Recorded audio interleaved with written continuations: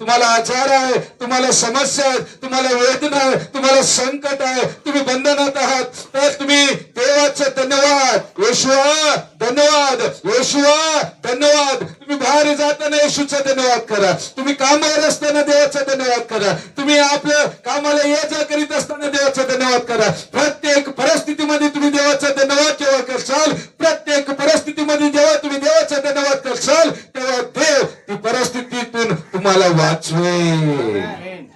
आमेन. Hallelujah. म्हणून एक नियम सांगितलेला आहे, एक विजयाची किल्ली यहोशापाताने यहुदी सैन्यांना त्या लोकांना दिलेला आहे. जेव्हा तुम्ही सैन्य बरोबर बाहेर जाल, देवाचा धन्यवाद करा. स्तोत्र गायलं तर देवाचं आरोग्य आपल्या मध्ये येतं. स्तोत्र गायलं तर देवाच्याकडनं सुटका आम्हाला मिळत आहे.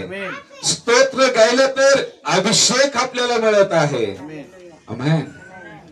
आराधना सामर्थ्याने भरलेली आराधना, आराधनामध्ये बंधमुक्तता मिळत आहे, आराधनामध्ये सुटका मिळत आहे, आराधनामध्ये तुम्हाला आरोग्य मिळत आहे, आराधनामध्ये तुमच्या गरजा हा आणि आमीन मध्ये ते पूर्ण करत आहे.